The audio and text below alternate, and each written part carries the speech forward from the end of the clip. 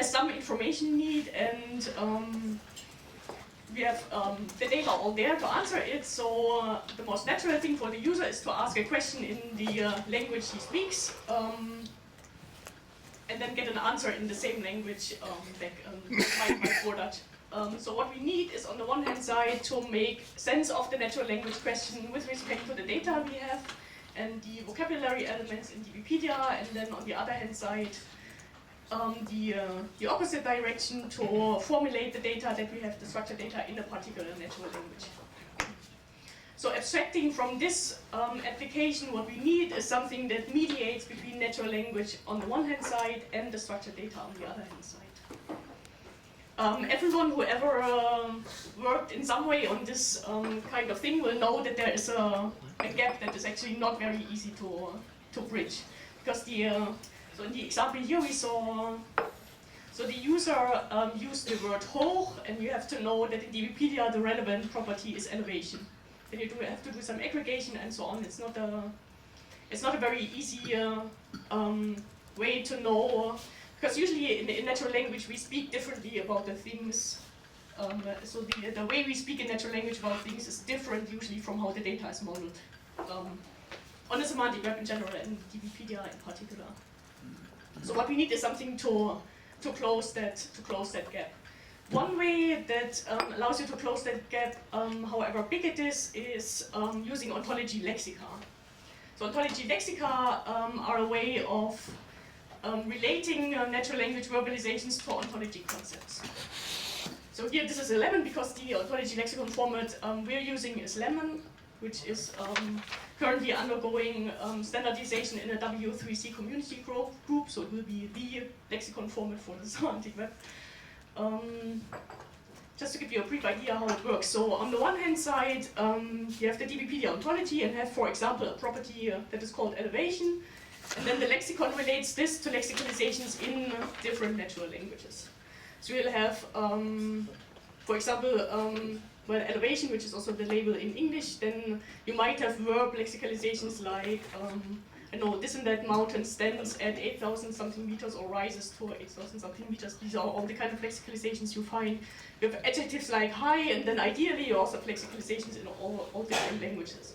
Because ideally the linked data is language independent, and you want to be able to query it in whatever natural language you speak. So you want to be able to query the Dutch DBpedia in English and German. You want to be able to query the English DBpedia in Dutch and in Polish and in Greek and so on. The main question is, where do these lexicalizations come from? So what we did is starting to build an ontology lexicon for DBpedia that covers, of the 3.8 ontology, almost all classes and the 300 most common properties, which is already, for NLP applications, a very relevant part of the ontology. Currently we're porting it also to German, and with the help of our partners in Madrid also to Spanish, but it's a lot of manual effort if you want to do this. I don't know, if you just have 2 or 3 people doing it by hand, it's not very feasible. So there are different ways to get these lexica without having 2 people that have to code the whole day and write lexicalizations. One is having automatic methods, so there start to be approaches to automatically find lexicalizations in corpora, for example. What you will get is lexicalizations that are noisy, of course, so you will need to have a human that checks these lexicalizations. So from the experiments we did, a very good case is, so for one property you get like 10 different candidate lexicalizations, and then 5 of them are good, and the other half you just go out. This is something you can do very quickly. You can just check for elevation, okay, this is fine, this is fine, this is fine, and then you get noisy ones and just say, okay, this is rubbish. A second way that we would be very interested in is actually crowdsourcing these kind of things. So having a lot of people that just say, okay, this is a property in my language, I would just express it like this. One reason why this is very relevant also is that the DBpedia is not a static resource. Also the DBpedia ontology is not a static resource. So the lexicon is not like you can build the lexicon once and then have it for the rest of the time. So when the ontology evolves, actually the lexicon should evolve as well. An update for new properties and concepts, what are the lexicalizations. So we have some ideas of how to how to crowdsource these lexicalizations in a way that you don't even have to know the format by, for example, just giving examples. In your ontology, you have a property, and then you just give 2 or 3 example sentences in your language how you would express it.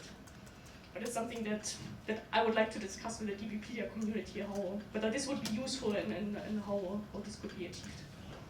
Thank you.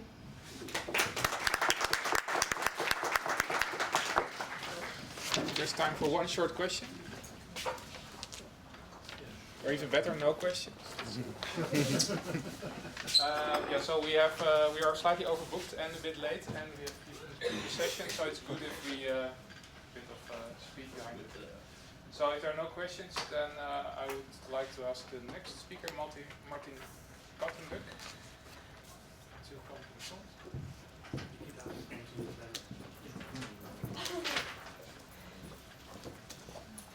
And there's also a breakout session later today on linking text to LLD entities, so that might be interesting to people interested in your talk.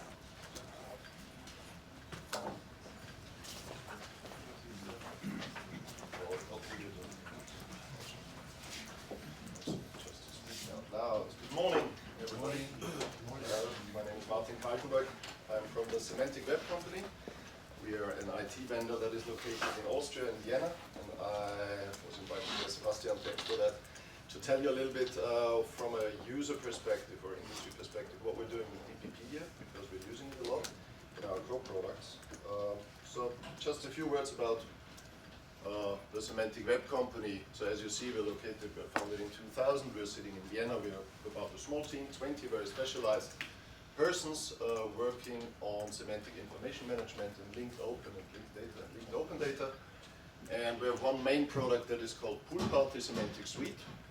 And you see a little bit of the partner network we have in here, and we have EU and US-based consultancy services, and we are very deeply involved, I would say, in the semantic web linked open data community. So as an introduction, I will skip that in a moment just to see for whom we are working with, and also DBpedia plays a role for these customers that you will see in a moment. It's just an excerpt. So this is our core product, so the semantic information management suite called Pool Party. And very often I'm asked why this is called Pool Party. To be honest, I have no idea anymore. That was an idea from my CEO, my colleague Andreas Blumer, maybe some of you know. I really have no idea. It's called Pool Party Information Management Suite. And what do you see here? Sorry? Only secret. Yeah, maybe. But we often use this picture that people are sitting on a pool and can relax a little bit more when they're using Pool Party. So maybe this was the reason for that. So what we have in place is something, our approach is always based on SCOS thesauri, so on controlled vocabulary. And what we have in place, what was also the starting point, is something like a thesaurus server, so a modular for SCOS thesauri for enterprise taxonomy, so to say. What we have now in place also in the meantime or longer is an extractor, so it's called a creation of entity extractor, and then on top of these 3 components, then also we can do data integration, we can a little bit, that's a future approach to data warehouse, linked data warehouse, we are doing semantic search, and we can also offer this with very rich APIs that you can build your own application, or you do some integration, for example. So as you see here, it's integrated in Confluence, in SharePoint, in Drupal, in WordPress, and we are doing lots of integration work with partners. So we are no experts in SharePoint, we have no idea about that, but we are working with a company, for example, that is SharePoint company, and they are plugging in our thesaurus to make things a little bit smarter in SharePoint. So that's the basic idea. So I bring 2 use cases where we are using DBpedia a lot. So as you see, our approach is, the basic is always taxonomies, or thesauri in our case, and we are creating seed thesauri out of DBpedia. And the second one is we are enriching all these thesauri and linking them, also using DBpedia beside others. So when we go to a customer and we tell them our nice approach with our thesauri, they say, oh my god, that's a bunch of work. Is there a thesaurus we can reuse? And we say, oh, I fear in your domain you're very specific, you're doing something very special. We can take a look, but I fear there is none. So there are parts in your organization that are taxonomies or categorizations or just your file server, things like that, or search results in your intranet. So this is what is shown here, what we can use, or you have a lot of documents and we can analyze them and build something. But what we're really using And here you see extract from databases, but beside this is called SCSI, and I will show you the next slide in a minute, just to show you what we are working on. So we're taking a lot of documents and seed thesauri and categorization systems, and then we're building the thesaurus, and then we are refining it from time to time, because something like the terminology of a company is something that needs to be dynamic. You cannot do it one time and then it stops, because your business also is dynamic. So you have to work on it. So you have something like continuous refinement. And one of the cores we're doing at the beginning is this SCSI service that is free for everyone to use. And what we're doing here is we are extracting seed thesauri out of DBpedia. So you say the topic you're interested in, and then you say how deep you would like to go. And then what is done is it just fetches out all the relations and all the terms that are inside of DBpedia in this area, and it builds, let's say, a very flat but a very good starting point for a thesaurus at the beginning. So it depends a little bit on Wikipedia what is in. So if you're a very specialized thesaurus you're looking for, then it will not really be the case, because it's not inside DBpedia. But in a lot of cases it really works. And this linked data harvester, how we call it, is also integrated in our core product. But the SCSI service, you see, it's for free. You just find a video here. The slides are already on SlideShare, will be published afterwards. And it's called scsi.semantic-repertoire. You just have to register, and then you receive a free account to play around and generate your seed thesauri. So what you've seen before as a customer like Pearson, that is using this very intense for educational material, the classification of educational material, for example. Then we're enriching our thesauri using DBpedia. So that's a small example what we're fetching out here. For example, you see that's a cocktail thesaurus, and there's Campari typed in, and then we take something like geo information from DBpedia, or we have a nice picture here, and we fetch some labels out, or definitions, or synonyms, and things like that. So everything what is inside, what is useful, can be fetched with a lookup service from Party via linked data. You go into DBpedia and other sources, and you just enrich your thesaurus. So that's an example for renewable energy and energy efficiency. That's a thesaurus with 3,000 concepts. And this thesaurus is linked to a lot of other sources, but it's also linked to DBpedia, for example, so that we can enrich these thesaurus, because that's 3,000 concepts in renewable energy and energy efficiency is also hard to handle in the area of definitions, because this customer wants to provide a glossary. The glossary should have some definitions. Writing 3,000 definitions is a lot of work. So it helps here, and it's in 5 languages, and that's very nice, because DBpedia has a lot of languages, and we need several languages. So that was how we are working in the area of taxonomy. And the use case 2 is a little bit linked open data integration here. To be honest, we use DBpedia mainly for demonstration purposes, to show what linked open data can do. But here, for example, that's again REAP. It's regal.info. They are providing country profiles worldwide, for all countries worldwide, on renewable energy and energy efficiency. REAP is an NGO, and it's very small, so they don't have really the resources to do this all by themselves. So what they're doing is they're using linked data technologies, and they're harvesting or fetching in data. So for example, this description of energy profile Germany, or in this case of Germany, is coming from DBpedia, same to the fact box on the right top. That comes from UN data, for example, from Eurostat, from the World Bank, from REAP, from internal sources. So what they're doing is meshing information together, and one important source here is always, or very often, is DBpedia. Yeah, that's an internal one too. That is a manual process, the meshing. No, we are just defining patterns in principle, and say a country profile has patterns with sources. And then we are fetching in the information automatically with a tool that is called Unified Views. That's an open source ETL tool for RDF data that we have developed together with University of Prague, economics in Prague. And then, I mean, the issue here is maybe the trusted source. So what the next step could be for such a country profile is that we enrich it. So we have specified the sources, but it would be much more interesting to enrich it also with sources that are not trusted, not UN or not DBpedia or something like that, to get more information inside, but that's a different story of RDF quality management.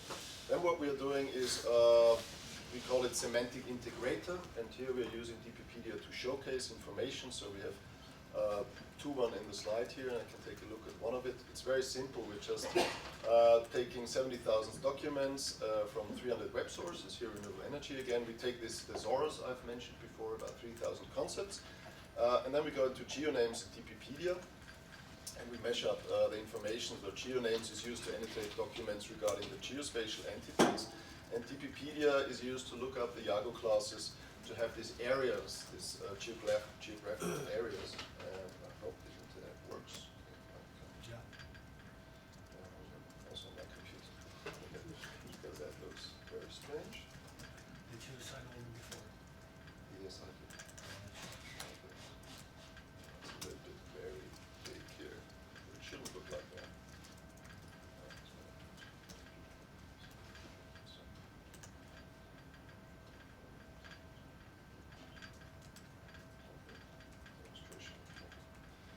Just worked, but I think I'm going to have a little bit of problem with the connection. Okay, comes in. So a very simple example. What is the outcome is just showing documents in the area of a renewable energy domain, in this case hydropower, and then you select the area or the region you're interested in. So you can say I'm interested in French-speaking countries, German-speaking, or whatever. And the demonstrator is about to showcase when you put this information, link data information sources together. So as showed before, 70,000 documents, one thesaurus, then the geonames for the regions for tagging, geotagging, and then DBpedia just to sum it up here to these areas like the English-speaking countries. And what you get out is just an information how many documents are then in place. So a simple example, but people understand it, and you can show what you can do with these several sources, and for example, DBpedia. There's a second example inside, and that's just how it works. So we call it semantic integrator. We are harvesting all these things, we're integrating them with a semantic layer. DBpedia is an important source, and then we can, on top of Sparkle, just do semantic search, geospatial search, or also data visualization. The second example you find here is on healthcare. You can just click the link. It's a similar approach, just with a little bit other data sets. You're just meshing them together. And then you can see, in this case, the Human Development Index that can be chosen, and then you see what diseases in this area are the ones that are most often in place. So you see if you go up with the Human Development Index, so developed countries, there are absolutely other diseases in place than in not really or less developed countries. And here you see the sources that are used, and also here DBpedia is used to look up the Human Development Index, for example. So, and what is in progress, that's a little bit similar to what Spotlight does, I think, is entity linking. We have a disintegration problem, as it's normal in language, let's say it like that. And for example, if we have some text snippets here, like you see here, and these Clinton, this is mentioned here, is always a different one. So there's I think a place that is called Clinton, and there's a president or person that is called Clinton, and so on and so forth. And it's not finally implemented, but I think we can do it in the next 2 or 3 weeks, and then we have it in pool parties that we can, in our extraction component, we have a disambiguation in place that uses DBpedia beside other corpora to find out what is the right Clinton. I cannot tell you the technical details because I'm not the technical guy who implemented it, but I think we're using the pages and the disambiguation pages and all these things that are available in DBpedia to find out what the concept is we're linking to. Finally, 2 short remarks. One we had in the morning by Sebastian, that is the semantics in Leipzig. So very happy to invite you to come there. So semantics was integrated in iSemantics together with iKnow in Graz the last 8 years, the 2 years before it has been in Vienna. And we're organizing it from Semantic Web Company together with other partners since 10 years now. This year it will be in Leipzig, and next year it will be then in Vienna, coming back to Vienna where it started in 2005, which is very nice. And the second one is, if you're interested to have discussions with the European data community, then please come to Athens in March. That's the European Data Forum, 19th and 20th of March. Registration is open. There will be around 450, 500 people. A very interesting program that is open since yesterday. The topics are, let's say, big data, linked data, open data, data everything. So that's it. That's me. Any questions?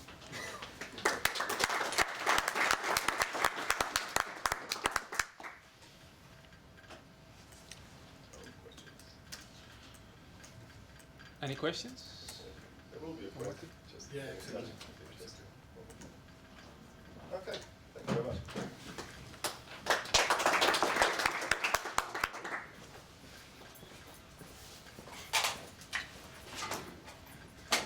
No questions? No questions? Yeah, apparently everybody's scared to ask questions now. No, it's fine. We're doing fine. He's guys from the library area, Yes. and they're used to giving very long presentations. Normally. Yes. So he was really surprised when the top said like 15 minutes or so. Okay.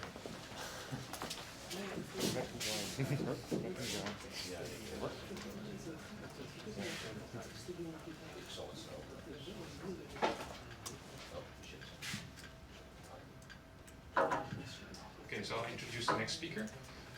Gerard Kuijs is the next speaker. He's from Bibliotheek.nl and Ordina. Oh, not anymore, apparently.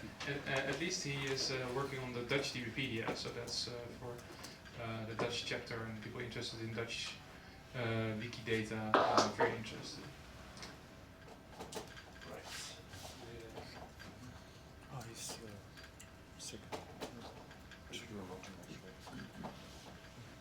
Good afternoon, everyone. Am I understandable for everybody? Or do I need a mic? I hear you, but I'm not sure whether I Okay, understand I'll you. use mine.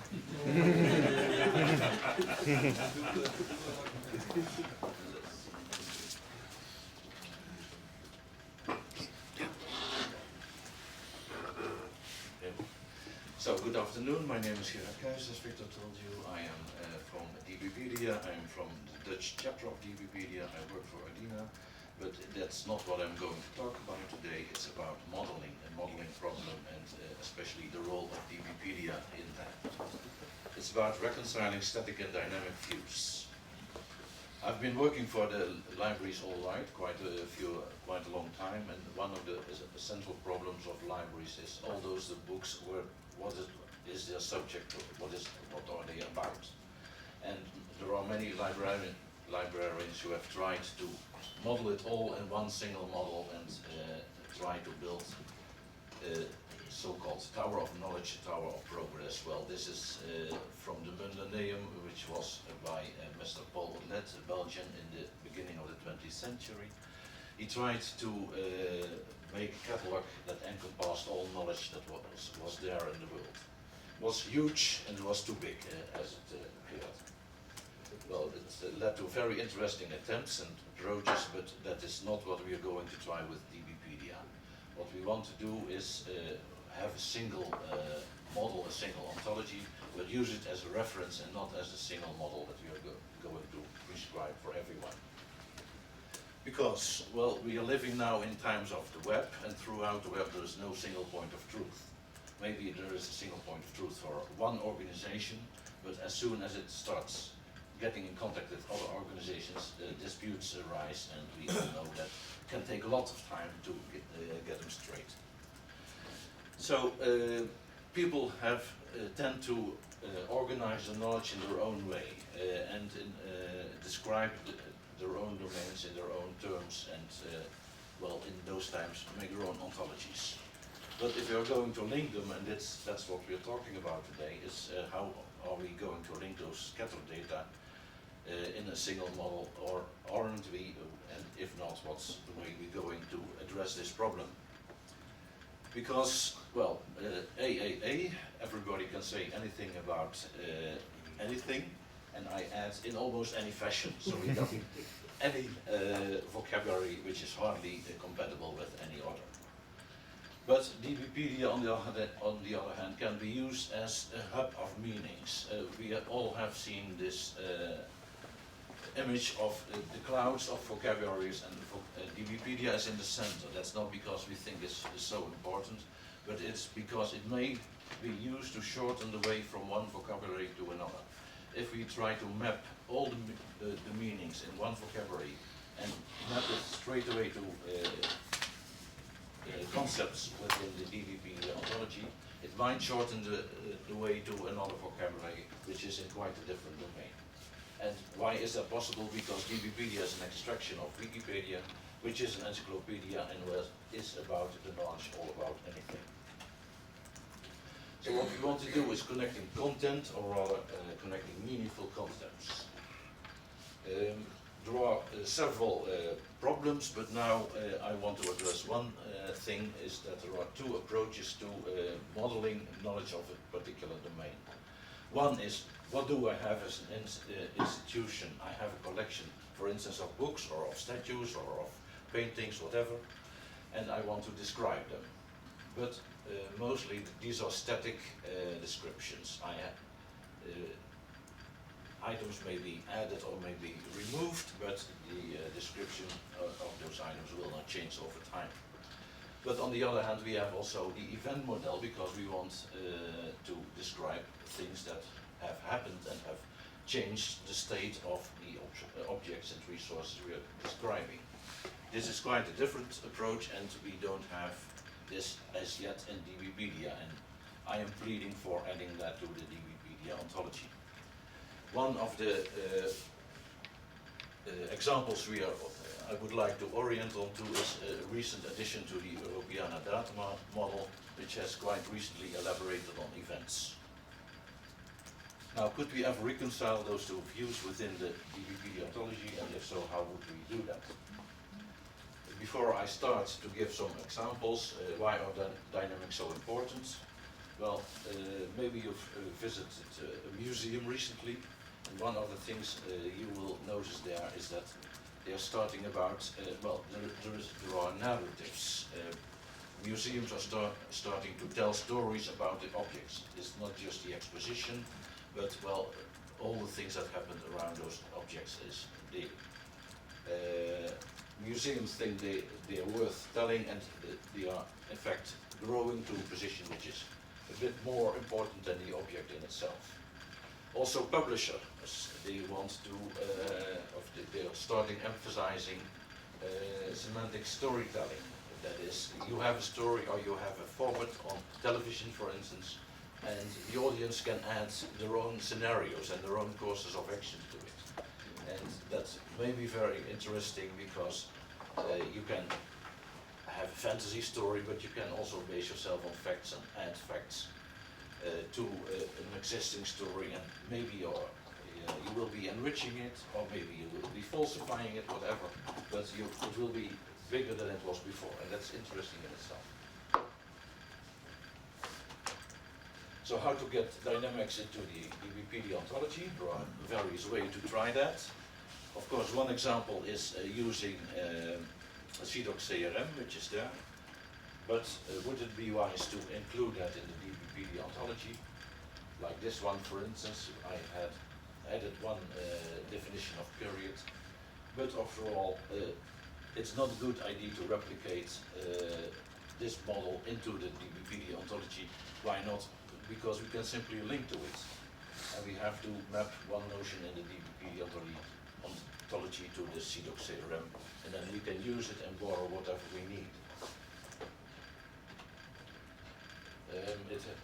Moreover, CDOC CRM has a particular definition of events, and I think we should leave it there and just borrow whatever we need. Another way is to get dynamics into the DBpedia ontology is, we can use other models of events. There are various ones like this one. This is just a simple list, and I think I could add some more. This is the Europeana approach. Event-centric is a recent addition, I think. Now, but how to get this into the DBpedia ontology? Until now, we had this kind of events in the DBpedia ontology. It was more, pragmatic approach. There are various Wikipedia articles which were about sports events, or about wars, or about Olympic Games, or about races, etc. But now we want to add biographical data, and there's no such event like someone is born, someone dies, someone divorces, etc. So if we want to add these biographic data, we need to add another type of event, which I have called life cycle event. and this is about persons being born, etc. We could extend this also to the life cycle of works, for instance a book being published and being withdrawn from publication or whatever. This kind of events would be useful in the DBpedia ontology as well. So how did I do that? Let's get practical. At what points would we want DBpedia to provide an event model? There are several cases in which we definitely wouldn't want to apply an event model to a case. This is when we need, when we are doing vocabulary matching and reconciliation, or establishing common identities. But when indeed, when we want to connect persons to persons, connect persons to objects, I forgot to add objects to objects, and focus on life cycles, or what's called in this nice word, the development of some resource in its life cycle. One of the cases I did is A.J. van der Haast Geographical Dictionary, which is special because, one, it's old, it's 19th century, 1839, but also because it connects people to places. And in DBpedia and Wikipedia, so far we have, if a person has an info box, we know when he or she was born or when she died, but we have no other data about people doing what at what place exactly. So we want to extend the DBpedia ontology with that. Now, is this event model appropriate for this example? I made some additions to Wikipedia. Here is the lemma on the book. There is a lemma on the author as well. There's an info box. But is this useful for events? No, I don't think so. Just to be quick, this is how I went with. This is in fact what I want to tell. This is about establishing identities. Since a lot of people have no lemma of their own, we consider the question whether or not to add these data to the DBpedia ontology without them being extracted. But there's no event, no importance of events here. It's just identifying people. Second case, monuments. There is a government service which is special for which takes care of all the monument information, and almost all of those monuments of a particular category have been described in Wikipedia, so they are in DBpedia. And now we want to connect the DBpedia information to a particular phrase in a digitized book, which is on those kinds of monuments. What we want to do there is entity recognition. This is about a Wikipedia page. We have a concept representing a monument. We get that, identify it within DBpedia. We say we will have one, and we use there as a special class reference. But still, do we need events here? No, this is about concept recognition. Okay? Third case, and this is more in the museum world. This is a database, VWASV, which is a genealogical database, and it's about every person who has been registered since, I guess, 1811, since the Napoleonic times. And there are now about 18 million records on 18 million persons in those bases, and it's based on municipal registers of birth, deaths, marriage, etc. We did a proof of concept about birth and tried to map it on several data sets. I'll skip some remarks because of the time. This is the model.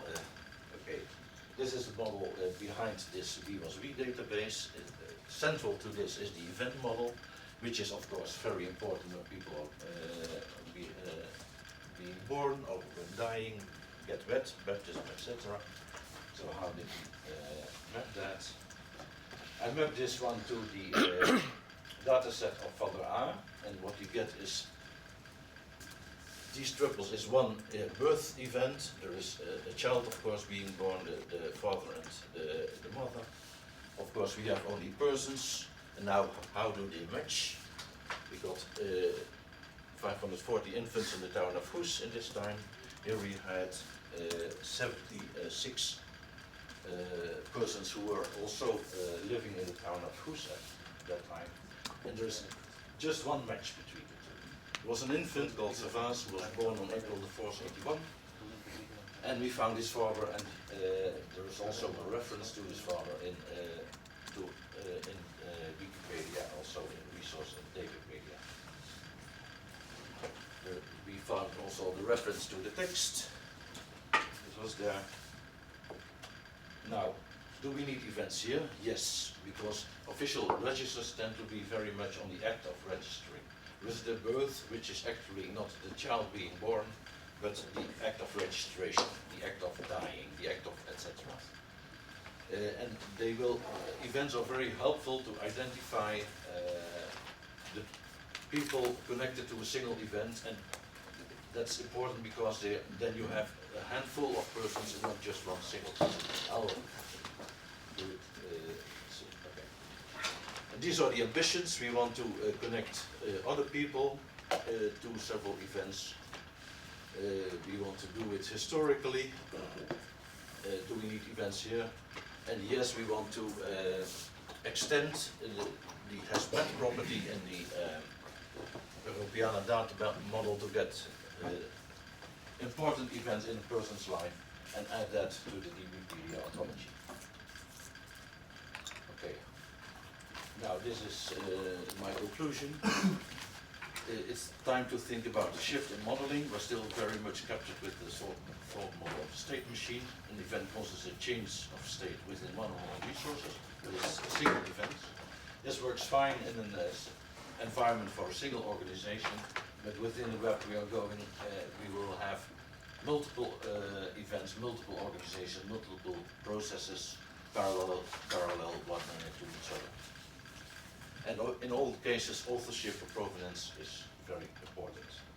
And how does this affect DBpedia?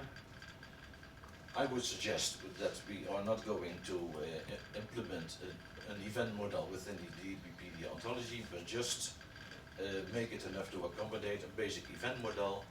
And events we have to be distinguished between something that happens either in nature or in society, a life cycle event, for instance, for persons. I hope not within time. Okay. Any questions? Yes? I agree that the event model is powerful and even more expressive in some cases. The problem I see is we already have difficulties explaining to people how the tribal model and the graph model works. This makes it much more complicated in terms of letting people understand how we model things, and also querying this data by following this model is much more complicated and raises performance issues. Yes. Yes, I agree, but then we have to make more effort simply to accommodate that. But I agree totally with you. But it's not easy. No other questions? Yes. Things like when somebody gets a child, is that also included, or? Yes. Okay. That's the birth event. Yeah, but that he fathered the child or mothered the child. The roles, yes. That was quite difficult because the WeWasWe database is an XML model, which is quite hierarchical. And I have to make the role of properties much more important. And well, you can't converse this kind of model into another, so I had to make construct Sparkle queries to do that. But after all, it worked quite fine. And in Wikipedia, when you have an information box like about a battle, Yes. then it does include people who, for instance, were directing the battle. Participated in, yes. Or were killed in the battle. Yeah. Yes, that's or the type of events we will be needing, I guess. And there's a lot of information on that in Wikipedia, which we put that extract. Yes, and it is also, well, it's a discussion as well, but it's also getting into big data. Interesting. So we should talk. Yeah. There's time for another short question if the next speaker can already come forward. Is there another question? No? Okay, so thanks again, Gerard.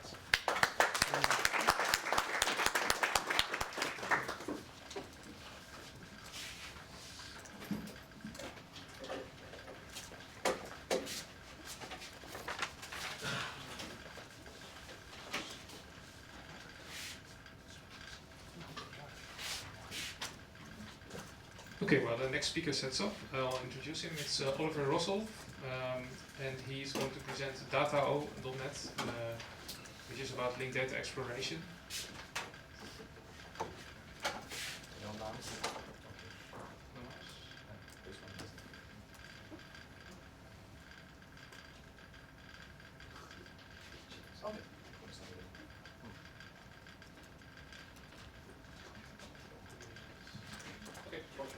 Hello everyone. Today I would like to introduce a prototype called data.net. The point of this visual tool is to play with the linking open data visually with no prior technical knowledge. So please be kind because it's a prototype. It's a live demo, so usually it's really a bad idea. And sorry for my accent.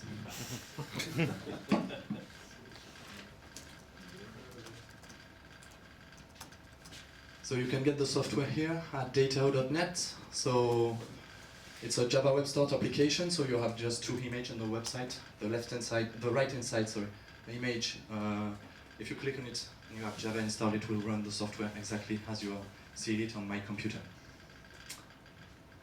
So basically, it's a Sparker query repository, but it's really visual. So you will never see Sparker in this demonstration.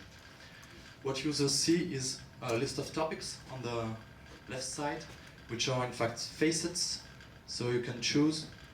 And at the right hand side, you have the corresponding Sparkle queries that are already in the repository. So for example, here are a few examples of travel queries that are already available in the repository. And if you go to another, for example, here we have chosen travel and DBpedia. So here are the queries that extract travel data from DBpedia. If you click on that,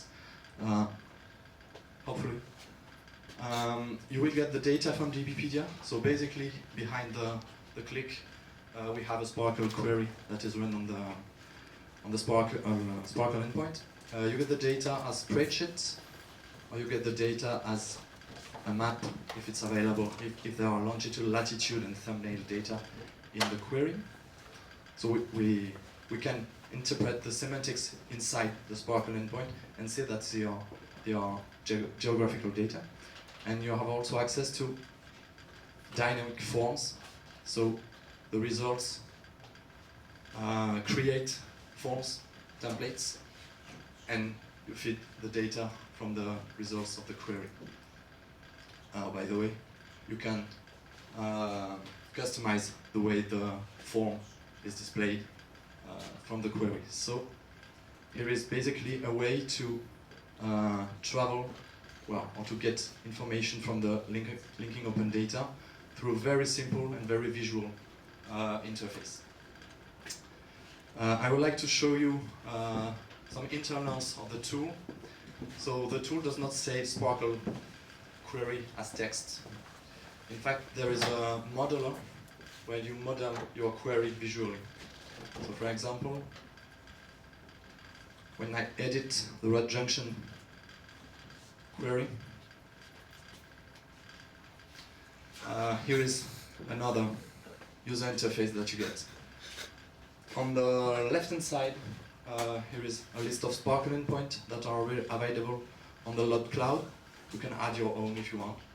When you click on one of it, then you get the tool introspects the data model of the Sparkle endpoint and shows concepts and relationships that are inside the data of the Sparkle endpoint.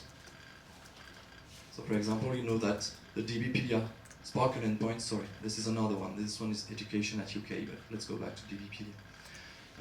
You know that there are activities in the DBpedia data model, and you know that activities are related, have relationships, for example, abstracts, advert, and all that. And for a junction, for example, I go, well, I won't do that because I don't have the mouse, but you can just browse there and go to rod junctions, drag and drop rod junctions, and then drag and drop the relationships, and it will be in a kind of graph structure like this. And this graph structure will be the basis for the tool to build the Sparkle query. And so when you run the query, in fact, the tool will get this model, create the Sparkle for you, and then run it. And basically you can do that on any Sparkle endpoint. So here are a few other examples, so I will have to switch screen.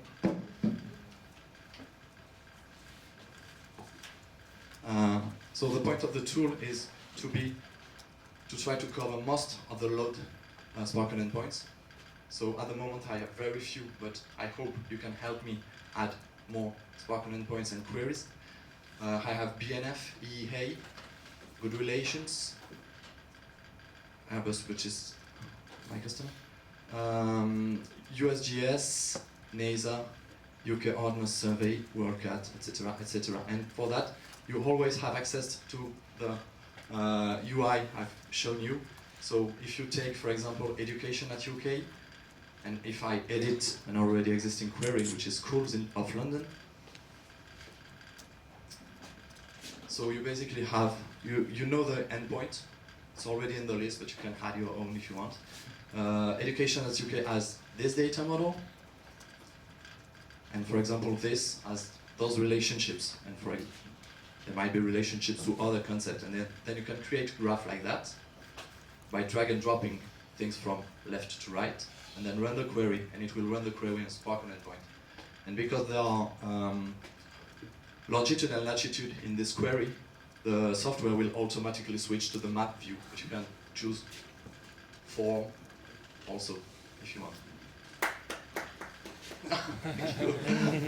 So that's it. So I won't go into other details. I hope you get the point of this tool. The point is to show the load to non-technical person and to help them understand things visually. Here are a few slides to end the presentation.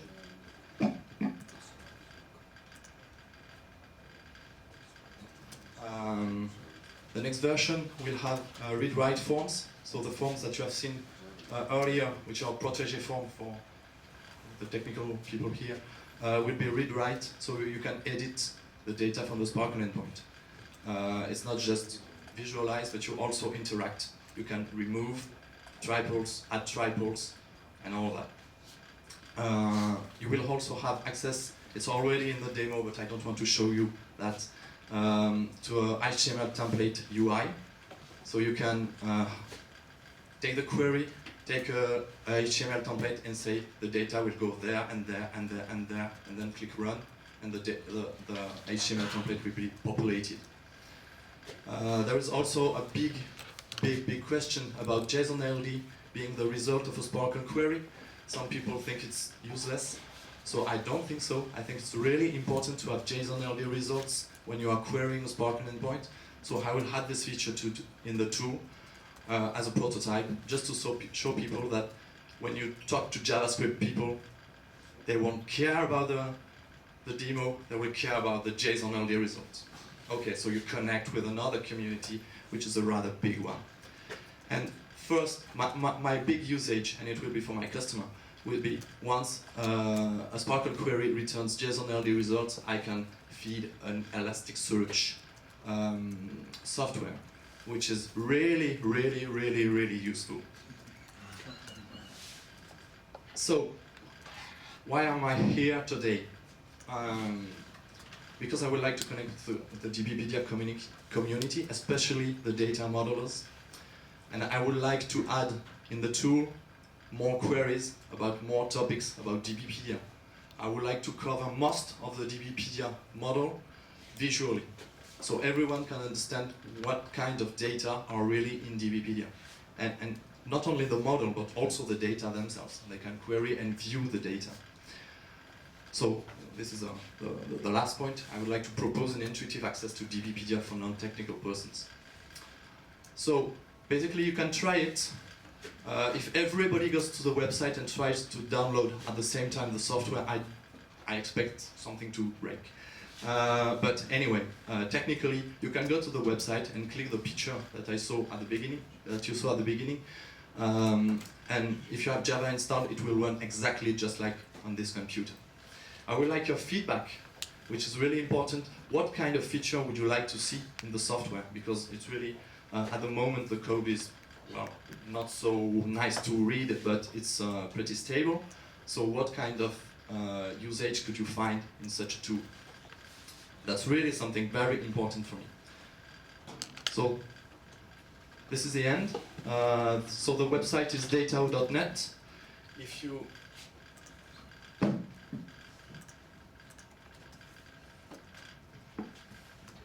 the feedback pop-up does not work. Don't try that.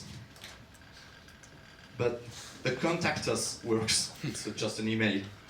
So please send an email. You can phone me. There is even my phone number. So it's really non-technical or not technical person. You can you can contact me like that. So I hope it's interesting for you. I hope you have feedback for me, and I hope anyone dealing with DBpedia model will help me add new queries to the software. Thank you.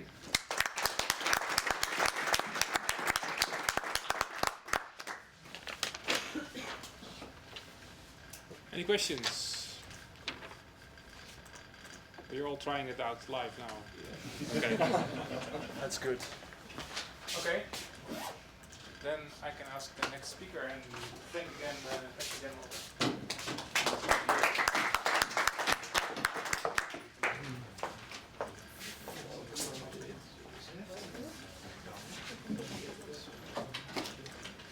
so the next speaker is Laura Arroyo from this fine university. And she will, I think, continue a bit in the line of what Gerard Kuijs was telling us about. You came to me last minute. So the next 12 plus 3 minutes are yours. Alright. Well, I'll just see whether people can hear me.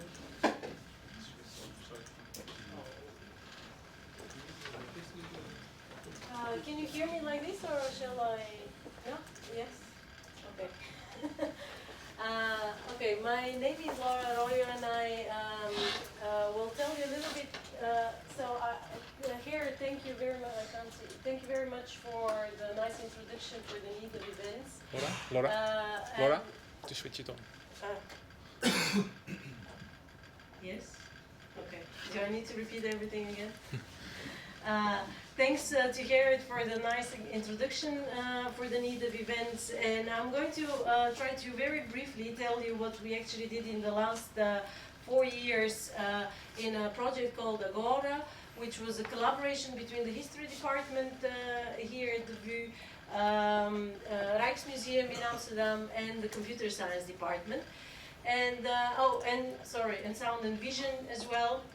Although the use case that I'm currently going to talk to you, it doesn't really distinguish between images and videos. So we basically try to use the events in order to link images and videos from online collections. And also the main thing we try to do is to solve this kind of chaotic problem. Well, basically, if you now go online, most of the artworks that you can find on the web have this kind of view. So you're overwhelmed, they're everywhere, they're a lot, and very little you can find about them, and neither you can actually find any links between them easily. And we would like to, so what we try to actually do is move through from the point where we were about 5 or 6 years ago, where it was all about putting things online. Now everybody almost has all their things online. So the provision of information is there, but we want to move in this direction where we actually support people accessing this information. And even further on, we want to also move in this direction where we support people interpreting this information. Many researchers, not only historians, but journalists, social scientists, and so on, really need to be able to be supported, not only to access the data, but to be able to have enough descriptive information about it in order to be able to interpret. And then we have the two perspectives that we also wanted to cover, is the fact that there is a lot of user-generated data, which is very useful because it gives the perspective how user perceive the information. And there is also the aspect that there is a lot of user-generated does a lot of manual work there, but where we want to move is to see how we can link the users, the experts, this manual work, and use linking to vocabularies online in order to automate the process of linking and enriching collections. So to move from this sort of a storehouse of information that's online to be able, and the pure provision of the information, to really be able to do more search and browsing. And one of the things that we came up with is that events is a very powerful concept to do this. Events links a lot of entities. So most of the artworks or videos online are annotated already with many entities. We deal with entities pretty well, but we still cannot do automatically very well on linking those in the context of events. And events are very powerful way of creating context for interpretation. So if I come back to the painting that I started in the beginning, basically here you can start discovering lots of things. You can find a painting, you want to know who did it, what's the title. If it allows some kind of contribution from users, you can contribute. You can search for related sources about this painting. You can find another one, you can like it, you can find another one which is also related in some way. It has dogs, this one also has dogs. You can find some kind of, you can find different paintings which actually link not through the things that they represent, but through some kind of metaphorical aspects, through books, or background knowledge about the painting. So basically, and you can also link everything to the event that those two people who were represented here actually visited the studio of the collector, and most of the painting that I showed you were by Rubens, so the actual creator. And so linking, this is one of the events of their visit, and that's what we actually came up with by using various vocabularies, linking all the entities that we discover in the basic metadata description. And this is our goal, that every painting, every video or artwork painting becomes part of a graph of entities where not only the entities are there, but we also have the events where this is, where those are participating. And you can see we have not just DBpedia links, but we have links to various vocabularies in the link data cloud. So we started experimenting with an event browser, trying to bring the concept of events much prominently in the searching and browsing, so showing all the events in a particular collection, creating, automatically generating pages describing particular events and links between events by using external, so pulling data from external sources, but also enriching internal information. So this would be an event related to the previous event, some basic description. We can find automatically the objects in the collections which are related to this event. And I will show you a little bit the step further. We also generate automatic narratives based on those events, so you can see in which narratives or which storylines this event has participated.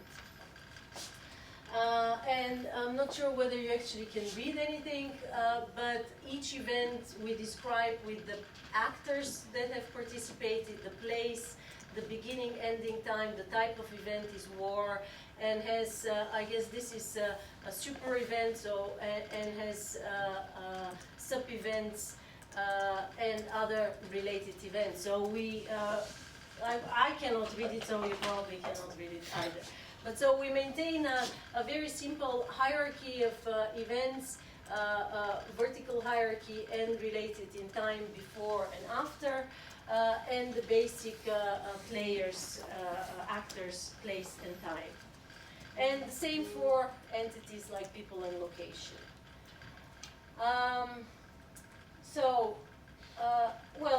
Maybe I can just skip directly here. So from the first picture that I showed you, where each basically we would like the whole collection to be centered around events where we link not only the content, the entities, but also the objects in the collection. What we experimented then further is now knowing the event is just one context, one way of placing things around. But typically you want to know, well, how those events relate to each other. Can we find stories? Can we find something meaningful that can support people even further in their interpretation?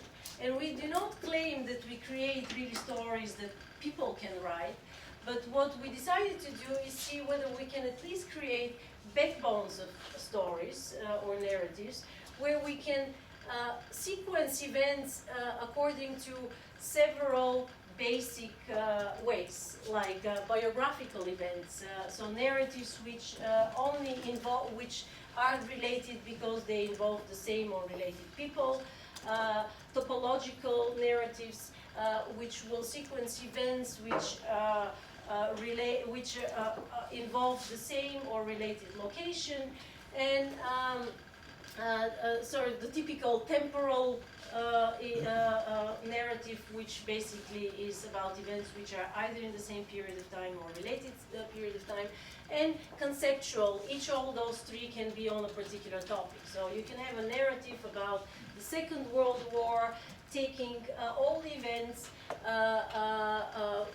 during the Second World War which took place in France in a period of time or involving a particular actor. So this is one example how we can sequence this kind of events, and through the links of there we can follow, this is a typical biographical relation, we can follow Rubens throughout those events and see what other actors were participating.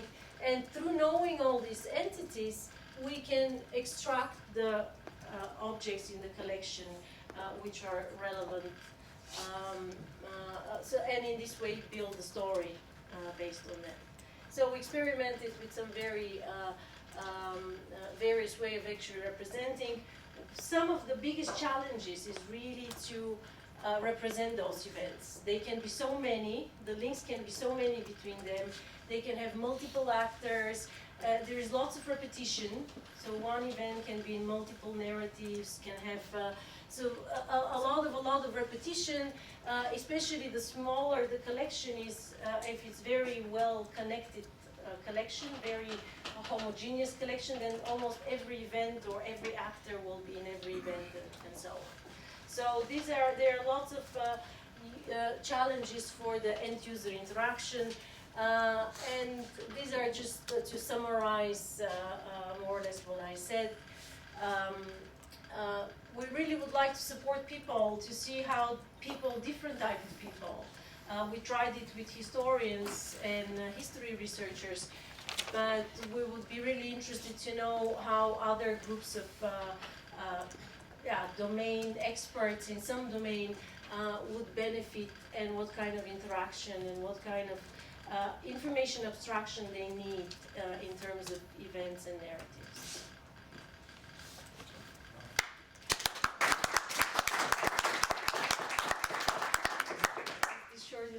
Yes.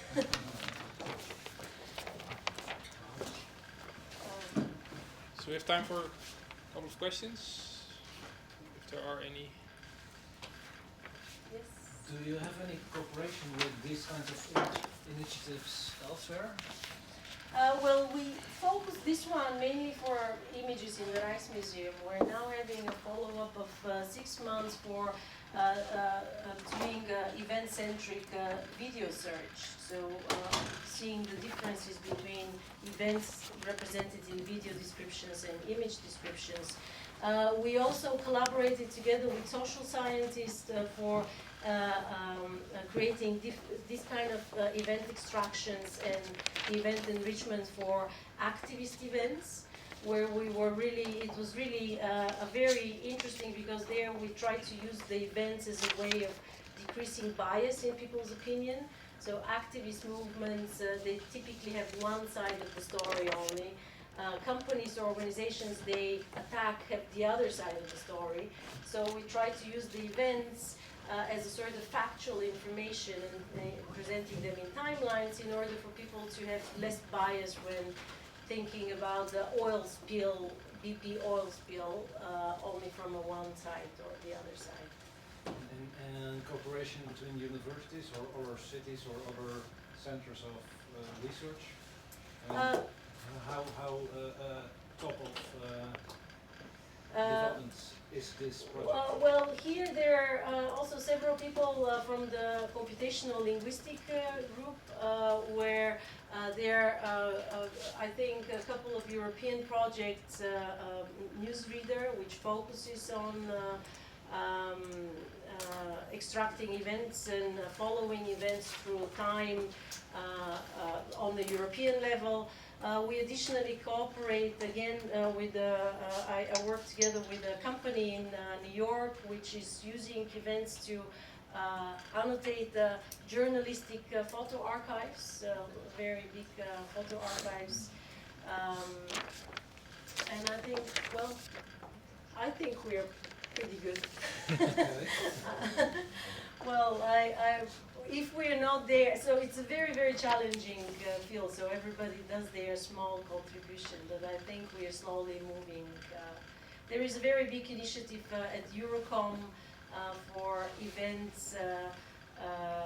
I think it's collaboration together with Google, but they look at events in a little bit more restrictive way. These are events like concerts and calendar events, where we don't actually give any restrictions on the way, what are the types of the events. We would like to, just anything that has happened sometimes, that means it has a date and it has a location, and optionally participants. You also allow for periods of time, so that it's a broader spread. Yeah, so periods of time, time is very interesting. You can have periods as many as you want. The problem with time is the granularity. So some things are mentioned per year, some things are mentioned per month, per days. Very recent events usually are very low granularity. It's today in the morning, Wednesday, this week.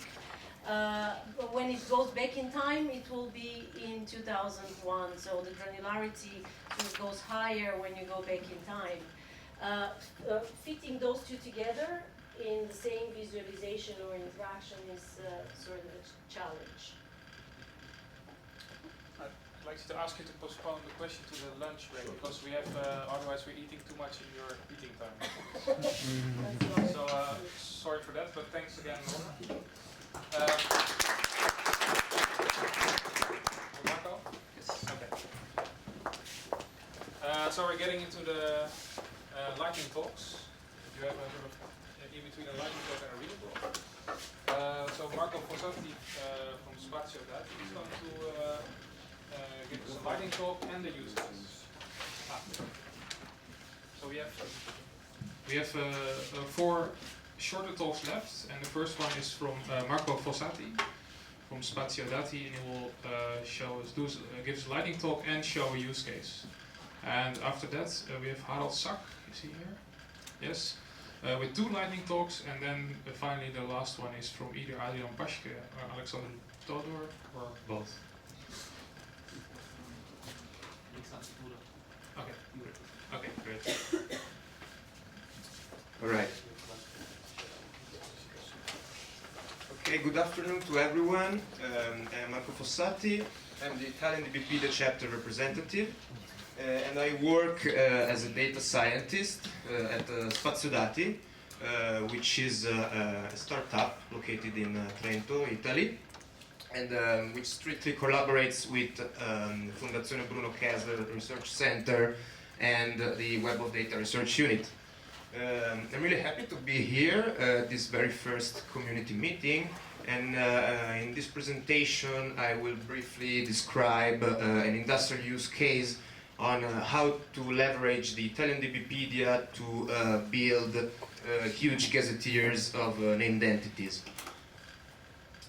So we consider here a gazetteer, so a list of items, as a building block of a linguistic resource, which will serve as training data for machine learning based algorithms for natural language classification.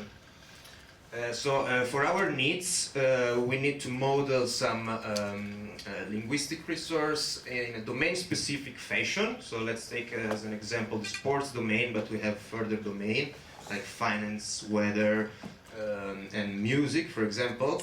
And we have a language-specific resource, of course, which is Italian. So the main objective is to use such linguistic resource as a common feature set for different machine learning based tools that will classify short sentences or queries made by a human.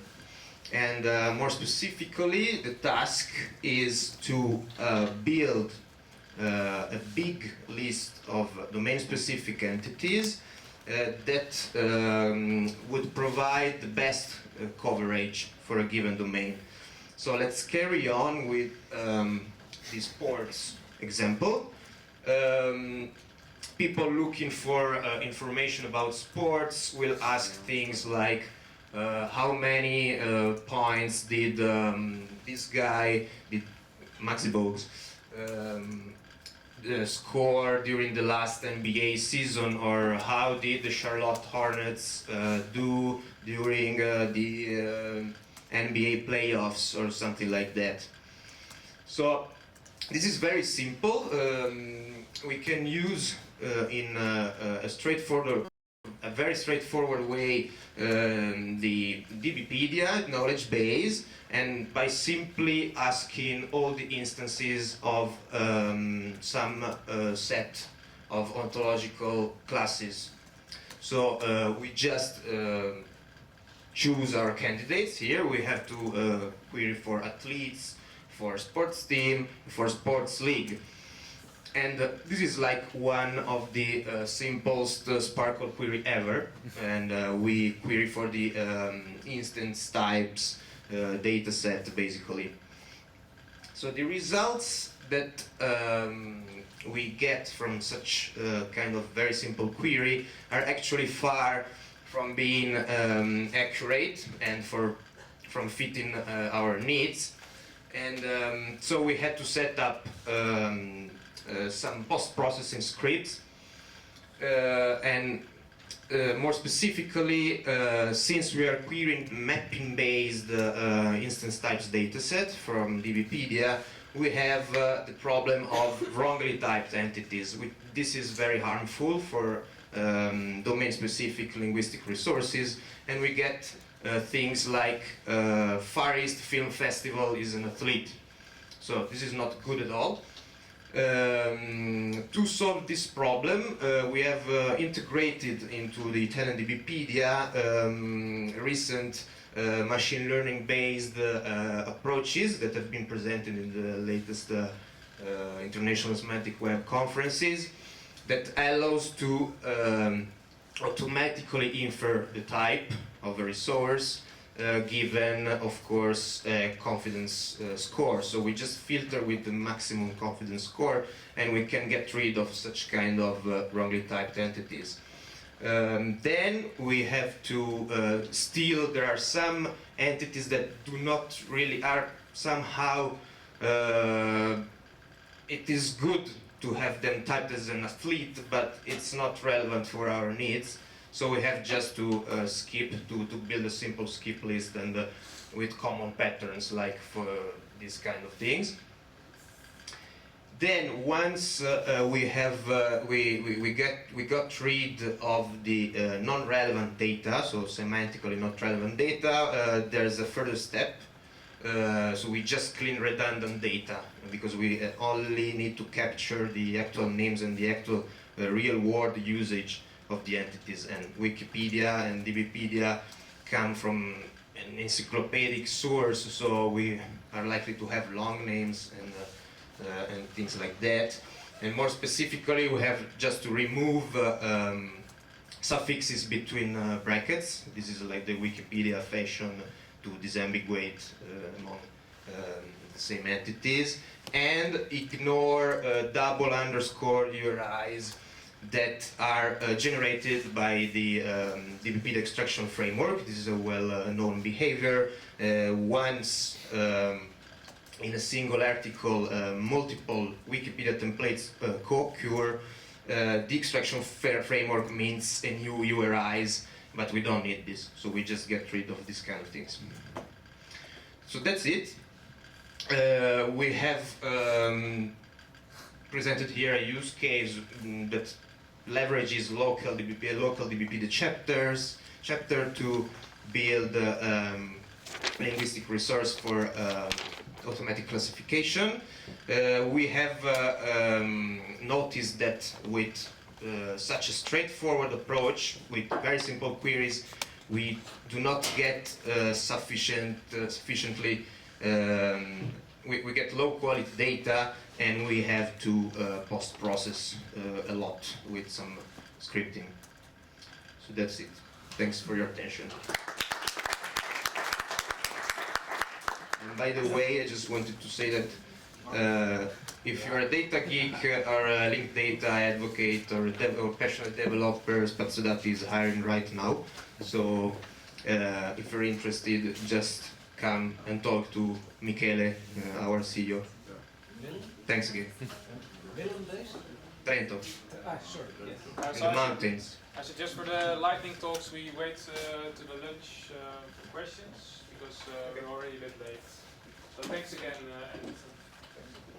The next speaker is Harald Sak, who has not one but two lightning talks. So the next 2 times 5 minutes are yours.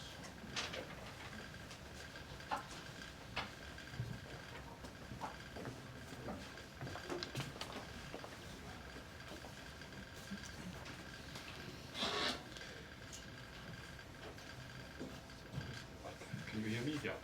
So, yeah, my name is Harald Sak, and I'm from the Hasso-Plattner Institute for IT Systems Engineering, located in Potsdam, near Berlin.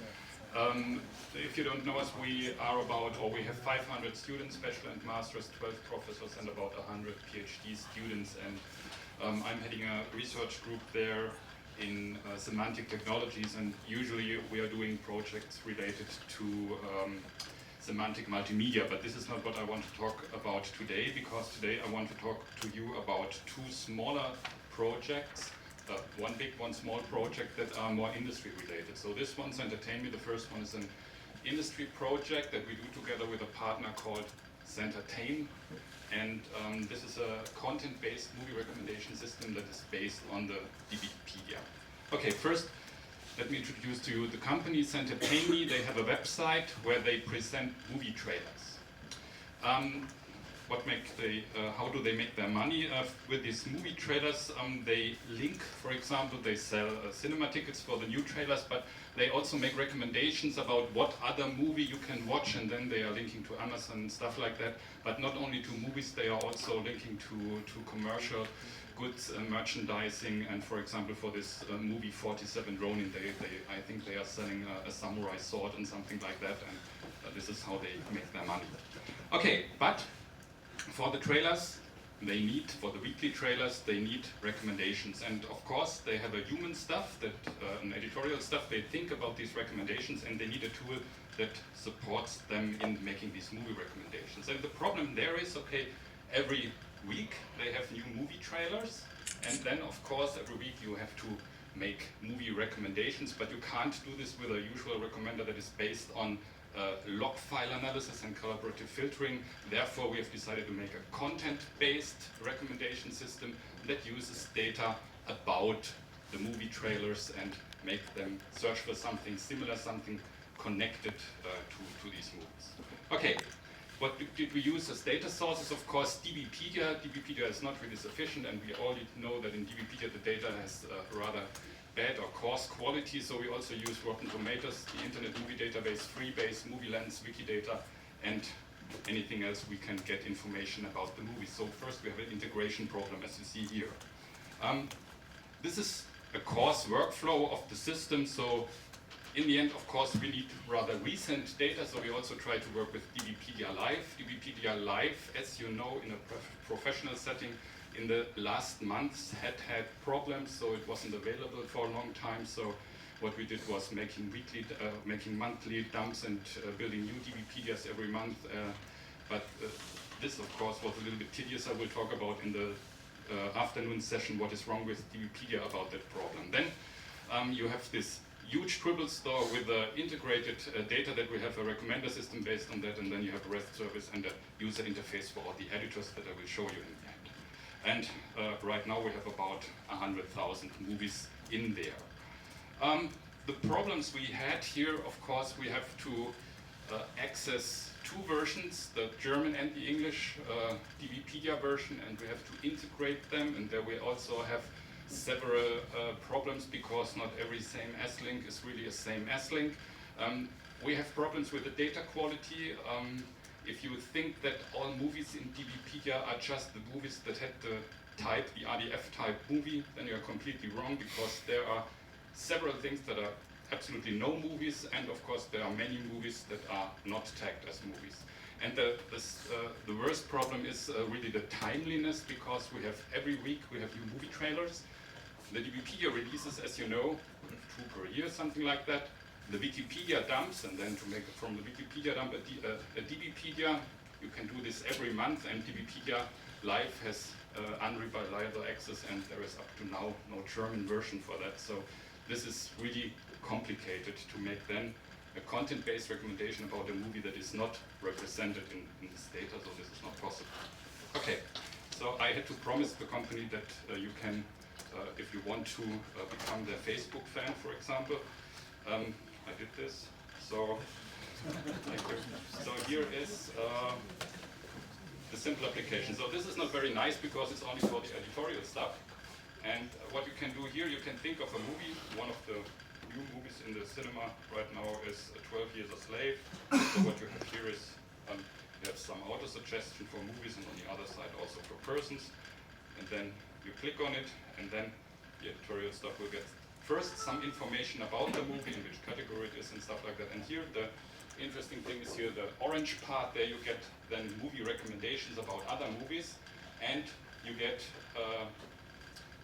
let's say here properties and categories, in which sense is this movie related to the other movie, to have some justification or to tell some story why this is interesting to watch. And then we have several heuristics that you can try out, for example, for this movie. Okay, so this is the first application. It's the Entertain Me application. I will switch to the second talk immediately, so we can save some time. The second talk also has to do with movies. It's about data integration in the media value chain, and this is about a project that should have started on the 1st of January this year, but it's a government-funded project, and as you might know, we had elections last year, and it took some time to form a new government. Therefore, they had not agreed on the budget, and therefore we start somewhere at, we think at mid-February we are able to start with the project. So this is completely new, but I will tell you what it's all about. So it's about the media value chain. It means you have lots of several departments and tasks in the process when you want to make a movie. It starts with an idea, then you need a script, and then you scribble something, you make a storyboard, then you have to involve all these departments like costume, makeup, set decoration. You have the camera and data from the camera. You have people who are looking for script continuity, and then there is a huge part in post-processing, sound editing, and then it's not the end. Then you have to transfer these files, to distribute these files, to archive it, to make retrieval, and then there is also something like promotion, so you have to think about how to advertise products with your media and stuff like that. And this is a huge, let's say, chain or circle, and the problem there is, if you are familiar with the movie industry today, they are working in a process like in the Stone Ages. It means none of these departments or none of these tasks delivers their data or their metadata to the other department. Most times it's really, everything gets lost and it's complete re-engineering, so it's a huge waste of time and of effort. And therefore, the thing, of course, is you have to have some standardized data. But all of these departments, they have several industry partners, and there are companies, and they, of course, they want to force everybody to use their own standard, and therefore there is no agreement about a common standard. So in this project, what we want to do is, we want to solve the problems, for example, that all metadata gets lost between the departments, and that there should not be such a costly re-engineering and stuff like that. And somehow we want to solve the problem of the industrialization of the filmmaking process, and this, of course, should be solved with the help of linked data. So in this process, we are overall 10 partners, 2 universities and 8 industry partners. We try to build, let's say, a common ontology for the media value chain, of course, with reusing all the existing stuff that is around. And the nice thing is, all this data, in the end, should become publicly available or open source. So, and then there should, some of the companies, they want to develop link services for media production, media distribution, media archival, media retrieval, and of course also commercialization and import-export filters for lots of proprietary hardware. And in the end, it should be made public via link. It's called then linked production data, and this should be then linked open data in the end. Up to now, there's nothing but a kind of an architecture, and of course, you know these nice little graphics that you put in your proposal, and then we will get funded, and you have to fill it with life. So nothing more than that, and the plan how to do it. And yeah, it's a 3-year project. The budget is about 10 million euros, and yeah, here you see the partners. That's it. Thank you very much.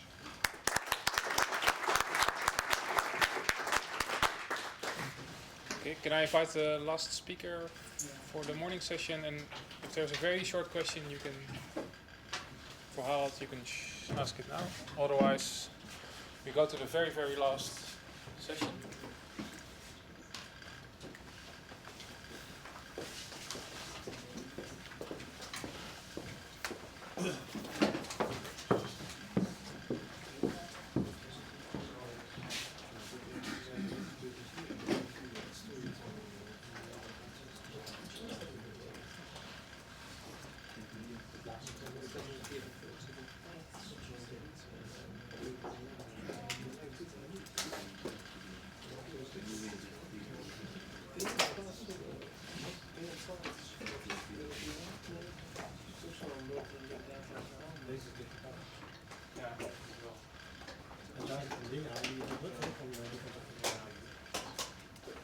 Never trust your battery guard. Yes. Yeah.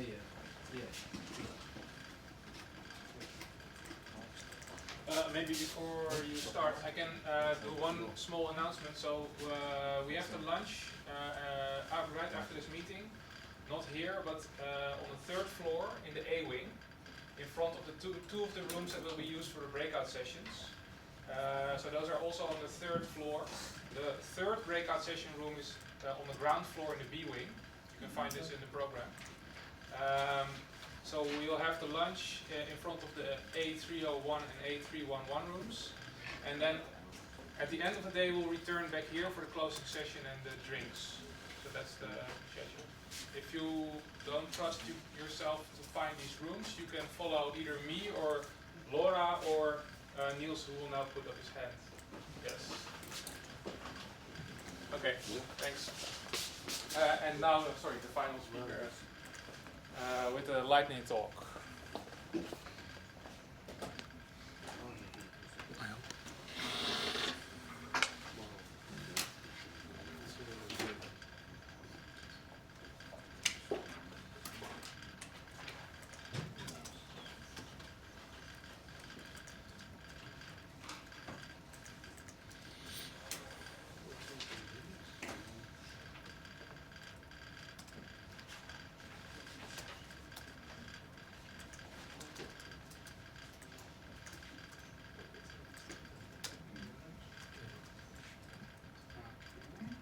Does it work? Okay. So, sorry for the slight delay. I'm Alexander Toder, a PhD student from the University of Berlin, and I'm also the representative of the German chapter of DBpedia. I'm gonna just very shortly present you some use cases, some industrial use cases we've had until now where we've used the German DBpedia. One that we can really be proud of is, so maybe I should tell you a bit more about our work group. We are the Corporate Semantic Web work group. We actually work with companies and try to bring semantic web into the industry and help them implement semantic web technologies. The first one is with a company called Condat from Berlin. They build a lot of technologies for the media industry. One of them is called the Condat Smart Media Engine, which tries to improve the work of editors. Basically, what you have in a lot of television companies and in the media industry is editors that need to find the right material in their archives. And in order to do that, you need to they need to look through the archives, find matching content in different formats, video formats, text formats, audio formats, etc. So in order to ease the work of those editors, Condat has built an engine that recommends the right content based on the current article they're writing. In order to do that, they have used, so we worked together with them and built use case for DBpedia where we actually used it on an ontology extracted from the German DBpedia to make content recommendations for different types of media.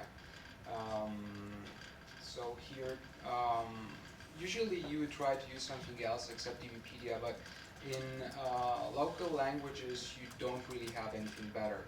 So here, this is an actual use case where DBpedia gets used, an ontology gets extracted, and it's actually used by the ZDF and the ARD right now. Some other use cases that we've built is for Museumsportal Berlin.